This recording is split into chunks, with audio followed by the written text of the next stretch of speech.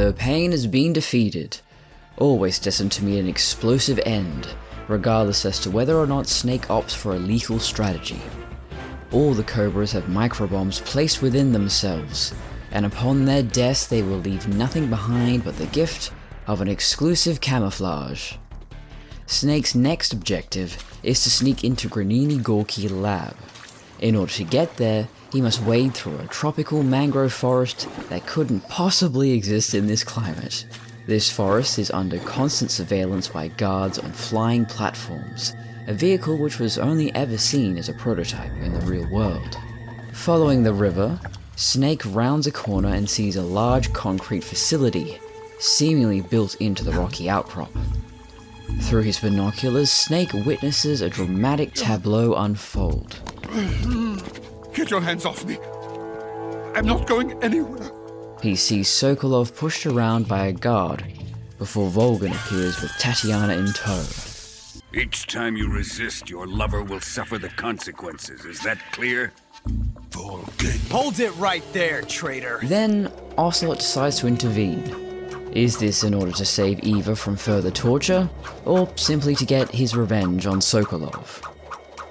As Ocelot juggles the revolvers flawlessly, Sokolov watches on, cowering in fear, culminating in him wetting his pants, releasing steam into the cold air.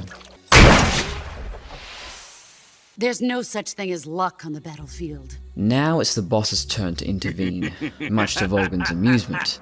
Sokolov is dragged away by a guard, and the boss then delivers the bad news. The pain is dead. Snake still lives. He may be a child, but he's definitely one of yours. Is the boss so confident in her Cobras, or does she expect Snake to defeat each of them? Here we get a closer look at the fear and the end. The fear seems to come out of thin air, and then skips away across the water, while the end sits semi-comatose in his wheelchair. The end is saving what life he has left in him for battle. Normally, he's dead. But he'll wake up when the time is right. Then the rain begins to fall, driving everyone back inside again. Gasaro, is that you? Snake follows, unseen, getting ever closer to the lab, and to Sokolov, and the Shagohod.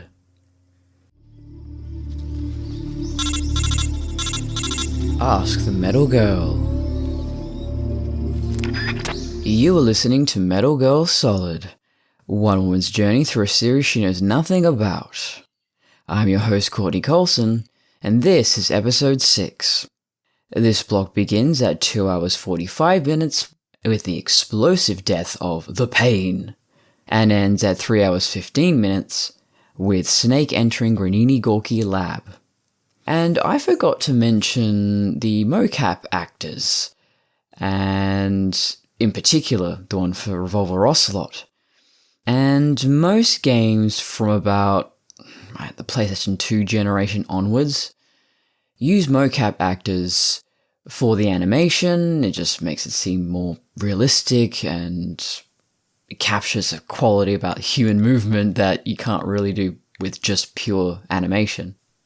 So you'll have companies like Naughty Dog, with the Uncharted games for example, that you have Nolan North or Troy Baker voicing these characters, but also physically performing these characters, so it's a complete, cohesive performance.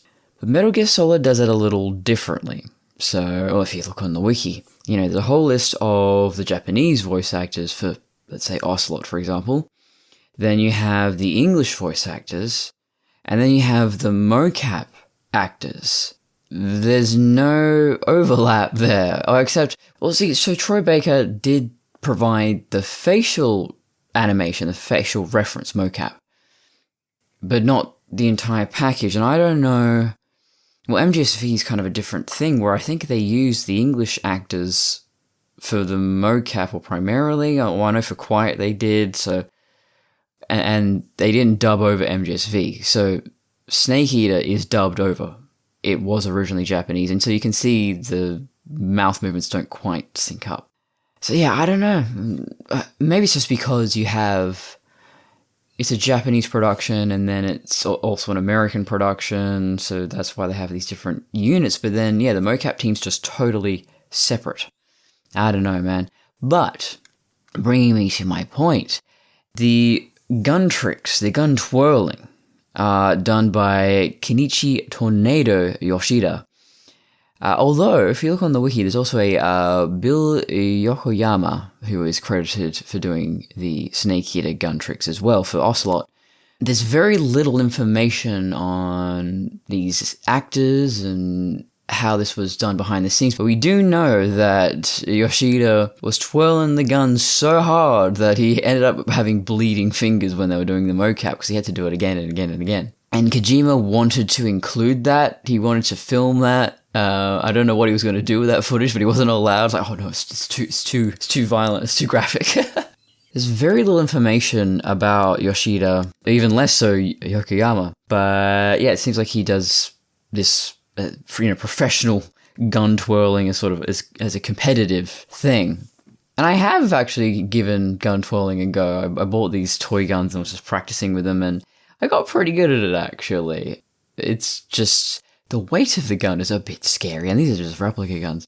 It is an impressive skill, it really is, and it's almost a shorthand of just showing how confident and capable Ocelot is. He will take up anything, he will pick up any...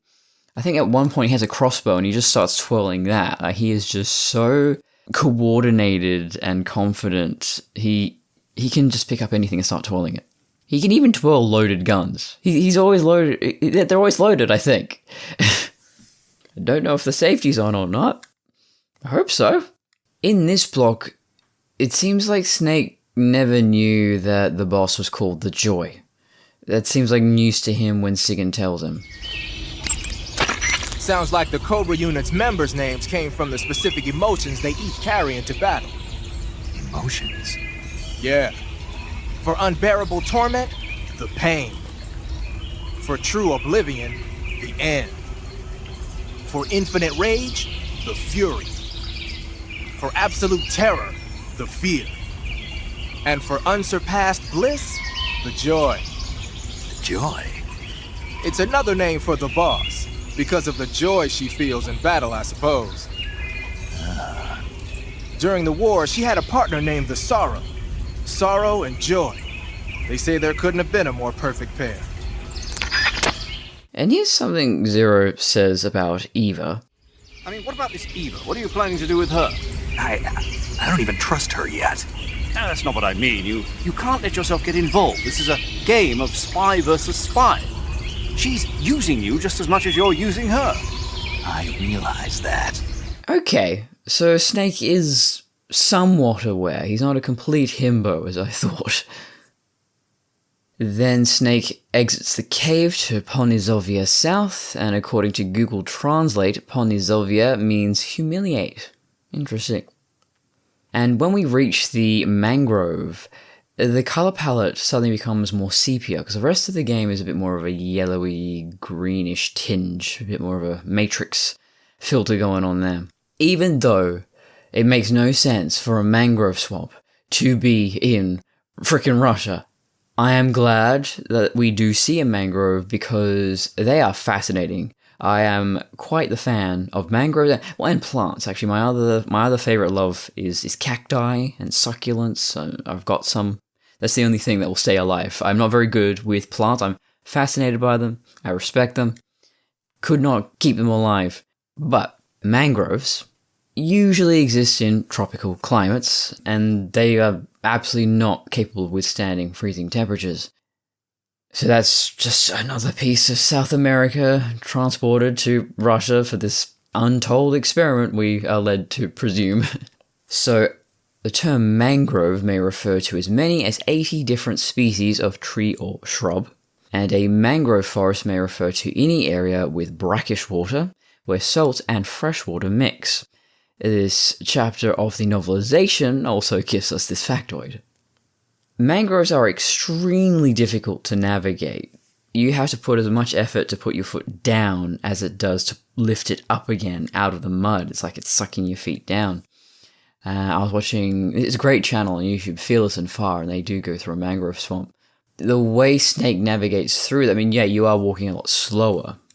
Not realistically slow, thankfully.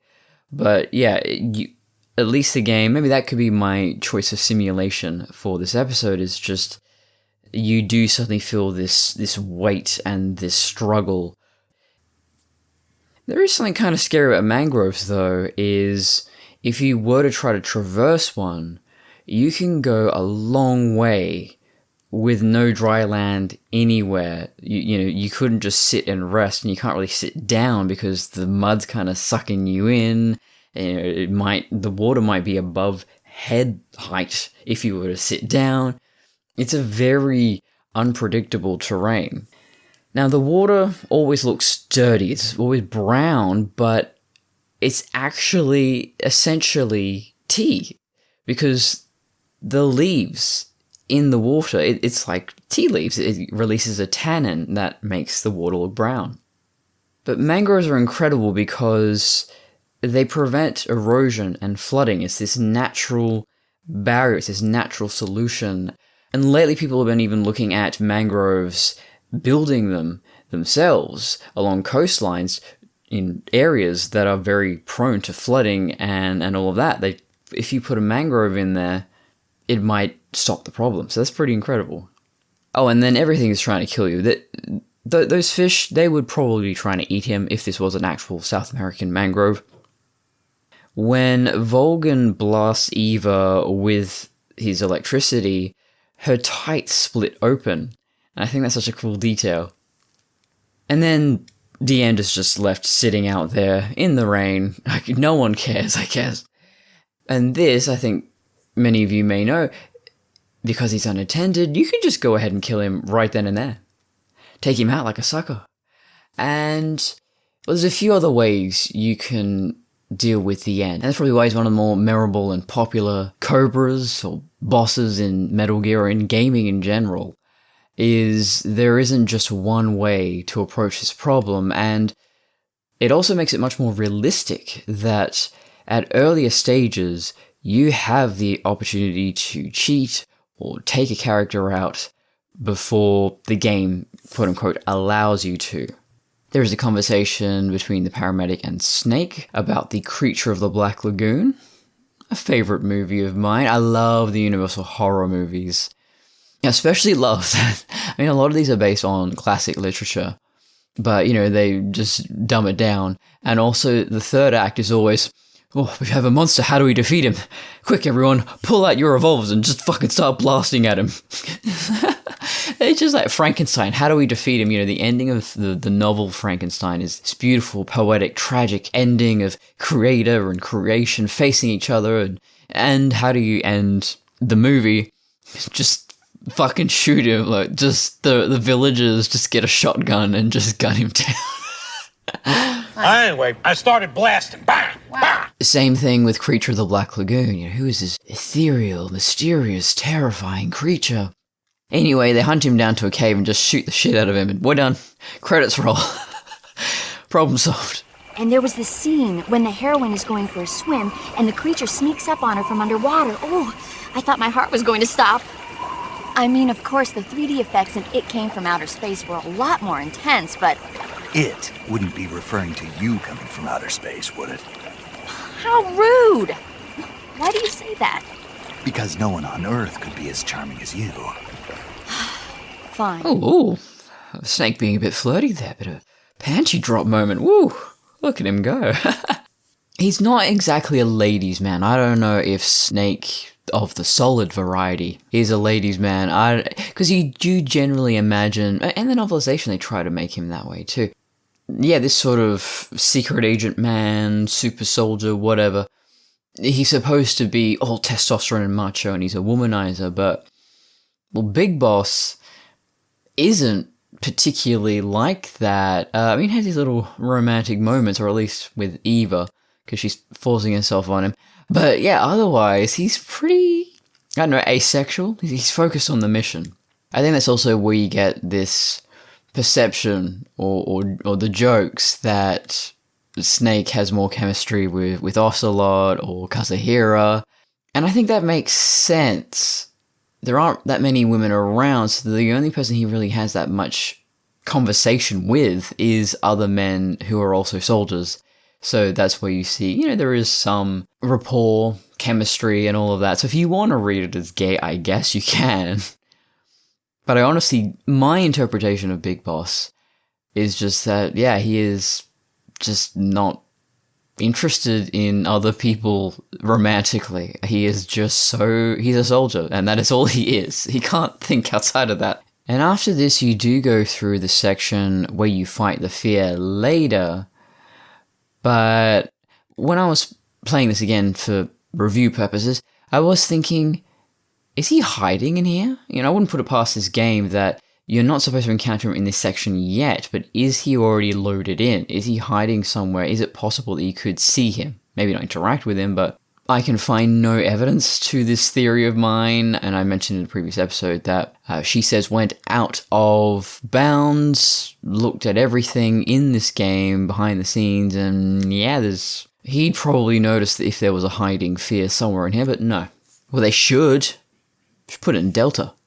Oh, and I wanted to mention that Ocelot's uniform is not accurate at all, and I think I've kind of hinted at that in previous episodes, that high contrast, the red, the black, is very much a Nazi look that they're going for. But I'll do a whole episode of Intel files on the GRU and the Spetsnaz. But here I'll just quickly say, since the Second World War, Soviets wore a gymnasтерka uniform, I hope I said that correctly, which was not updated until 1969 with the 73 uniform. Kind of confusing, why is it not a 69 uniform? 69. Both were drab-coloured, and typical hats were either a peak cap or a side cap. Red was rare for hats, and the Ocelot unit, of course, bears more of a resemblance to the Nazis, which was, I'm sure, intentional. They did have jodhpurs, though. The Russian uniforms did have the jodhpurs, but you do see a red beret and the striped shirts in the modern Russian uniform, so that could have also been an inspiration as well. Oh, and I had some more bits of trivia about the Easy Gun, which I mentioned in the previous episode. It first appears here in Snake Eater, and the gun can be obtained by capturing or killing all 48 types of plants and animals in the game, including the 4 medicinal plants. But then I read that and went, hang on, but I've always had the Easy Gun. It's the first thing you get in the game, right? It is also found in Naked Snake's backpack upon starting on the very easy difficulty level. I thought I was doing like an easy or medium. Okay. I don't remember ever playing this game without an Easy Gun. It possesses infinite ammo, and having the gun equipped raises Snake's camo index to 80%, while lowering stamina consumption. It can even cause stamina to increase if Snake is traveling light and standing still. A similar weapon also appears in the minigame Snake vs. Monkey, as a method of stunning monkeys. Although it is now golden, fires small balls, which temporarily stun the monkeys, and is called the Monkey Shaker. Sarugan Shake in the Japanese version. I gotta question this. We went through the cave already, but why do we not just have a torch as part of our equipment? It doesn't weigh that much. I do actually have a flashlight for the Americans that was used in Vietnam. I actually do have one of those. I have 2 of those even, actually. And I love them. They're so cool.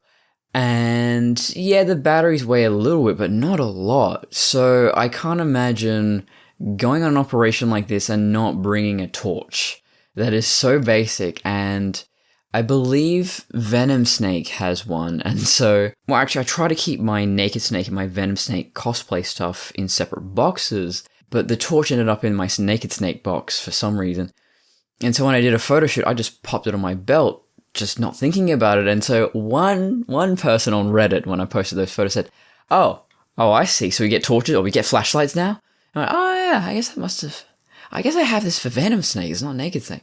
But yeah, I guess that whole thing of not giving Naked Snake a torch is just so that you can stumble in the dark in this frickin' cave. I don't know.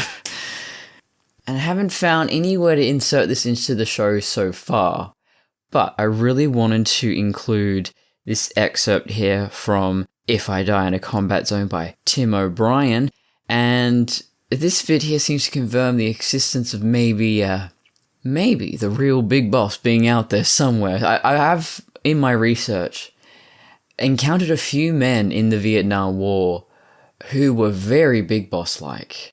It's nice to know. It's nice to know that these elite soldiers, these complete badasses, you know, some men in the real world really are that hardcore. And yeah, Big Boss isn't a complete fantasy. I mean, and I've talked about Jack Singlaub before. I mean, that man lived until his 90s.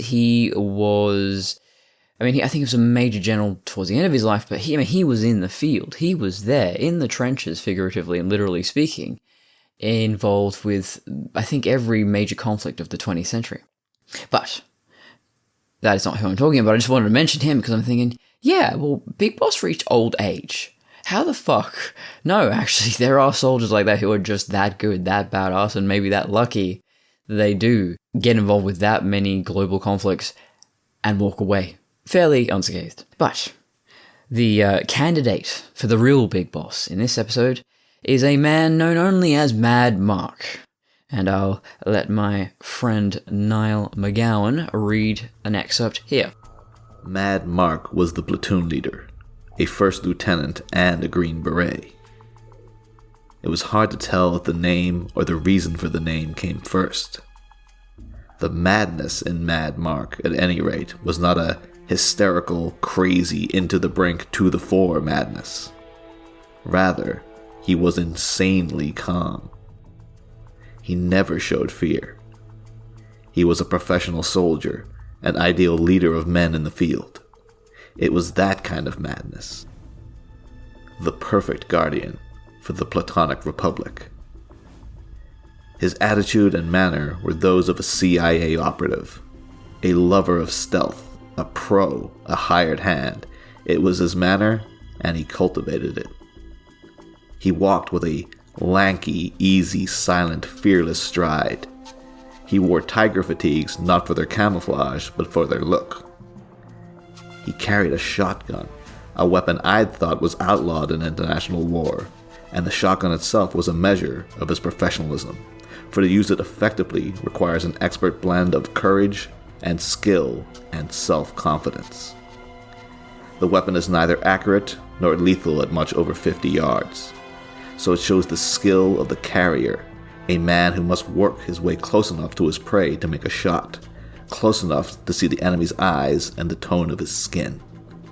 To get that close requires courage and confidence. The shotgun is not an automatic weapon. You must hit once on the first shot, and that hit must kill. Mad Mark once said that after the war, and in the absence of other US wars, he might try the mercenary's life in Africa.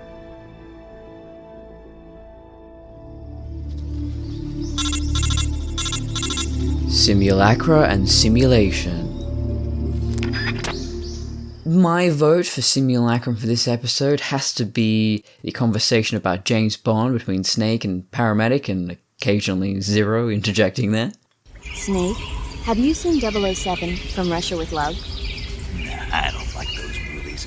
Real spies are nothing like James Bond. It's pure fantasy.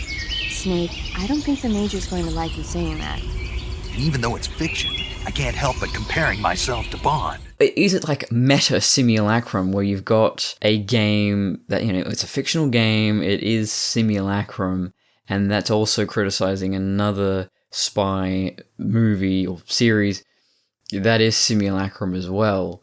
I just enjoy that. I like that kind of fourth wall breaking. What exactly don't you like about James Bond? I mean, is it the fantastic gadgets, the cars, the guns? Major, Snake, wouldn't you like to have a gun shaped like a pen? what good is a pen gonna do me in the jungle? I'd look like a fool. Then what about a snake-shaped gun? You could make it look like you're grappling with a giant snake and then get a shot in on the enemy while they're distracted. Okay, now you're being ridiculous. We'll make you a snake-shaped gun that folds up and fits into an attaché case. Will you give it a rest? Maybe if you change your code name to 00 Snake.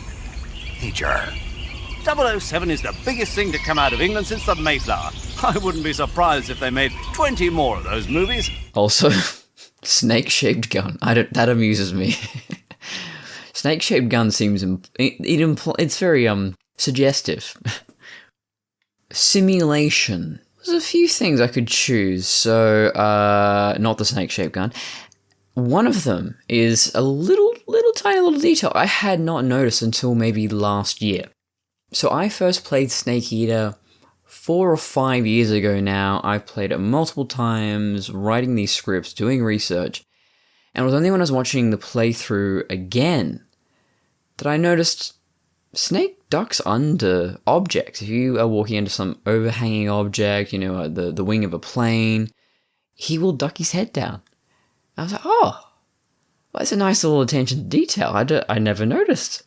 The other options may be the flying platforms, which were real. They have simulated them quite well. Although, as I mentioned earlier, they never saw mainstream use. They were prototypical. And then finally, for simulation, I had this relevant epiphany that deception is natural. We see deception in nature. We see animals using deception to fool prey or predators. We see camouflage, lures, mimicry. There is an understanding of how the world is perceived by others, whether that's conscious or unconscious. Camouflage in animals, it blows my mind. It is, they say, well, it's just selective where, if a color in this animal's fur is harder to spot than this other animal, then that one will survive. And we're just like, yeah, but how do you get these really elaborate patterns? Zebras, tigers, as I mentioned before, like how does that whoa, that blows my mind. And, honestly, sometimes I think, why do we even need fiction? The real world is so crazy and incredible. The fact that, it's not just human beings who can deceive each other. We can create these simulacrums and simulations. We use espionage and all of that to defeat, overpower our enemies. This is nature. We often act like humans are apart from nature, and we are unnatural, and we are something different. And, bloody forever chemicals and microplastics, those aren't natural. But otherwise, in terms of human behavior and our psychology, perfectly natural. Nothing changes. The Piggyback Game Guide. There is a mine detector at the exit of the cave, and I don't think I knew that. I don't think I've ever used a mine detector in Snake Eater. I mean, there aren't really any mines, or at least as far as I've never encountered one. In MemGSV, definitely, there are a lot of mines planted around the place. To avoid flying platforms, use water camo or croc cap.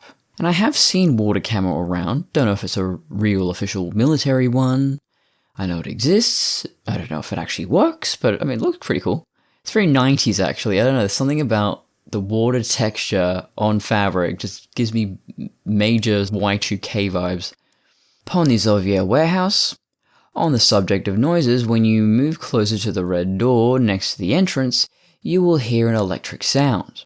This indicates you can only open the door with a specific object. Don't worry, you'll get the key sometime later. And I like little details like that. Even the sound design is helping you, giving you clues as to how to solve a problem. When I read the game guide, I often go down a rabbit hole with the species of animals they chose to include in this game, and not just rabbits, of course. They are so unusual and specific, and almost none of them are native to Russia. So I have to wonder why they were chosen. What was it just Kojima wanted to set this in Vietnam or South America, but then he realized, well, actually it's a Cold War story, so it has to be in Russia, but this kind of have his cake and eat it too. And why the crabs?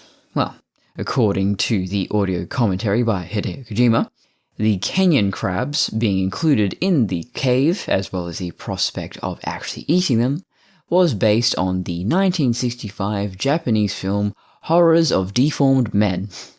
And the layout of the cave was both derived from Kawaguchi Hiroshi Exploration Team, which seems to be a show from the 60s. I could find almost no material on this aside from some old merchandise with no explanation about the source material, and was designed that way to draw out the feeling of fear and claustrophobia. So everything's a bloody reference with this guy. But I like that. I do find that inspirational. You know, you have some artists who aren't very open about their inspirations and what they drew from to create their ideas. But I do like the artists, the directors, Hideo Kojima or the Wachowskis or Quentin Tarantino come to mind first. These artists who are very open about all the movies and music that they grew up with and how those things inspired their own artwork. And I think why that is so encouraging is because as a creator myself, you feel that there's no shame in consuming other media, drawing inspiration from it. But then ultimately what you have to do is collate. And that takes a very specific talent. Someone who is able to draw the best elements from something else, put it all together into something new, and understand what made those things impactful. Whereas you have something like, there's this American anime called Ruby, not R-U-B-Y, but R-W-B-Y anyway, which is quite popular. I've never watched it because, I'm too old for that shit. But I have seen reviews on it, and they do mention that they are pulling a lot of material from Avatar: The Last Airbender, but without all the setup to make those plot beats impactful. To make those characters impactful, to make those plot beats matter, you have to do the hard work of all the setup and the establishment, making us care. And Kojima can do that. Kojima does that very well, I would argue. I am very invested in these characters. And I don't know what it is that he does that is just so special. I mean, I could go on and on about this. I don't know if he's taking inspiration from what he's read and watched and consumed over his lifetime, but it almost feels like he's lived these things personally. And yeah, as I mentioned, as far as I know, he hasn't gone through anything even remotely similar to anything Snake has ever known. He's had a bit of loss and a bit of heartache and struggle like anyone does in their lifetime, but yeah, wow. He has this very unique talent to draw inspiration and turn it into something just as good, if not better. Then you do have the other group of people, and a lot of them do tend to be of the older generation, although some of them are about Kojima's age. Hayao Miyazaki, of course, of Studio Ghibli, and John Carpenter, Stephen King. These guys tend to draw from their own lives. Oh, and David Lynch is another one as well, where everything they create is a reflection of their childhood, their experiences, the fashion, the music, and all of that they grew up with.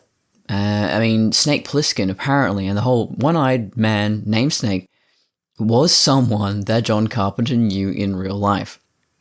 And maybe creators like that are also inspired by the fiction they consumed as well, but Miyazaki did specifically point out that, this younger generation of mangaka and anime creators are just making a copy of a copy.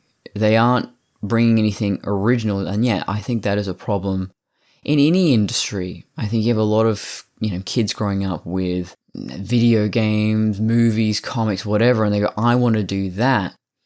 And some of them make the mistake of simply copying what they've already seen and not bringing anything new. And that's what made that sort of early era of video games and anime so amazing and creative and original, is because there was no status quo established yet.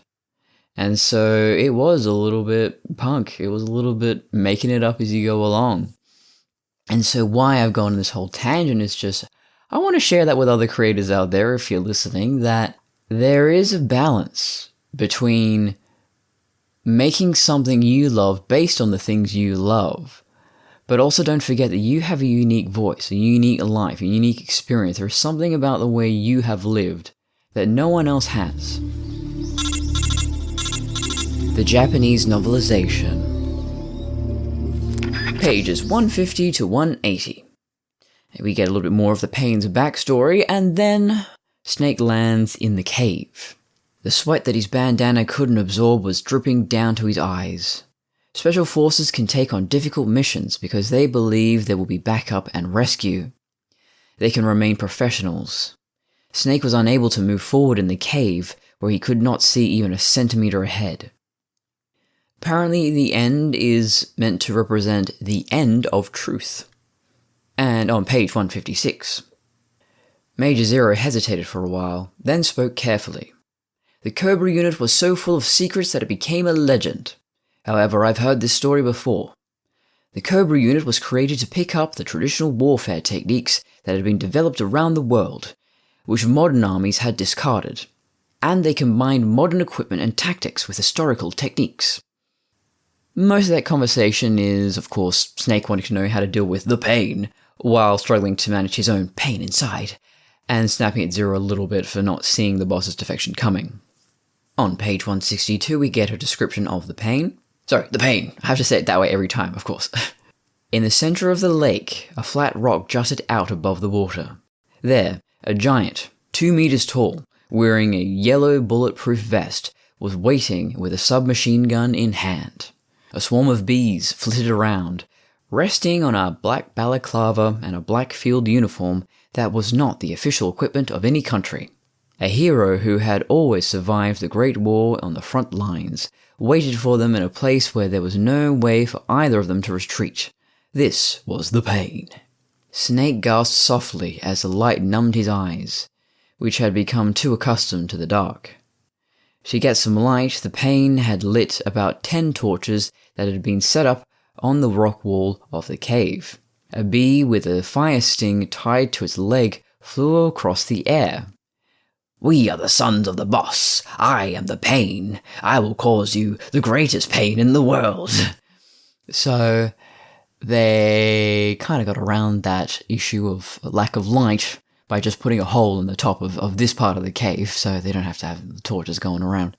And I mentioned that I use Google Translate as sort of the first part of my translate process, so kind of just the bulk of the translation for me, and then I go through line by line and just sort of compare it and go, yep, that's correct. And then sometimes I read a sentence and I go, that's completely wrong. What the hell? How did that happen? So I go back and read it. So here's an example of a sentence that I thought was completely wrong until I double-checked it. So here it is in Japanese. Migite de gabamento o horusuta kara. And this is an easy one to translate because it's a lot of Western words, Japanified, so it's a lot of katakana. It should not be that difficult. So migite de, in his right hand. What does it say? He. You have to kind of imply from context. But, okay. Migite de, in the right hand. Gabamento, government. O horusta kara. Taking from the holster, horusta, he takes the government out. What? So he gives... In the novelization, Snake has nicknamed his gun the government. Okay. So I was not imagining things. That is correctly translated. And here's another confounding one. So this whole sentence was, there was a smell of an animal. If so, Japanese food. Huh? And so like the original is, da to sure wa washoku. Washoku is just a word for traditional Japanese food. So I guess maybe there's a little bit of an extra step there that I'm missing that's like, oh, there was a smell of an animal. Fish? Maybe? I don't know. Confounds me. Page 163. The water is the safest place for him now. The bullets fired from above the water convert part of their energy into sound and rapidly decelerate. Now this was a famous Mythbusters episode, so I had to look it up and see what they concluded from those experiments. All supersonic bullets up to 50 caliber disintegrated in less than 3 feet or 90 centimeters of water. But slower velocity bullets like pistol rounds need up to 8 feet or 2.4 meters of water to slow to non-lethal speeds. Shotgun slugs require even more depth. The exact depth couldn't be determined because their one test broke the rig. However, as most water-bound shots are fired from an angle, less actual depth is needed to create the necessary separation. So there you go. Don't say I never taught you anything. If you are in a gunfight, you jump into that lake or ocean or whatever it is because you're more likely to survive that way. I do often wonder about that, the power of passive learning. If I've spent so many years playing these games and researching real military techniques and history and all of that, if I'm in a life or death crisis, am I gonna just pull out this MacGyver shit and I'm gonna be fine, if there's... I don't know how many women have these fantasies. I've talked to men and they all have this bloody fantasy of, you have this daydream of where, there's some crazed gunman who walks into the restaurant, you're like, no worries everybody, I'm gonna fucking save you, I'm gonna choke out this guy, it's gonna be great, I think a lot of us have those daydreams, I'm not the only one. And I do wonder, well, in a life or death crisis, do I actually have enough information and experience of the theory to put that into practice? We shall see, everybody. If I ever get into a combat zone or what, I'll let you know how I go. If you don't hear back from me, I guess you get your answer anyway. The fight with the pain, it's a fairly boring recap of the events. Page 172, we get a description of the flying platforms. The surveillance of the waterways and mangrove forests was rough, as reported. It was not going smoothly. A roar like a jet plane flew by, and searchlights occasionally shone on the surface of the water in the middle of the night. A small VTOL aircraft with an exposed cockpit for one person was flying low, caressing the surface of the river. It was a precarious aviation system, with a jet engine attached directly to the base of an exposed cockpit that was piloted standing up. The Soviet Union had put into practical use the same experimental aircraft called a flying platform in the United States. However, when a jet engine aircraft flies at a low altitude, it makes a loud, high-pitched noise that stirs the air. The turbulence of the air creates ripples on the surface of the water, and the pressure is felt on the skin. It would have been easy to sense the approach and hide. Hiding the shadows of the mangrove roots, Snake found a red light indicating a radio call in a special pocket on his right chest. Thinking that the situation might have changed, he went cold. It is in fact a call from Eva, and they have that conversation where Eva speaks about seeing the universe. Page 177, we get the suggestion that Volgan's powers aren't supernatural. Volgan's gloves were connected to a small, powerful battery, and a lethal weapon was installed that could send a high voltage current to anything it touched. That's everything for this episode. Over and out.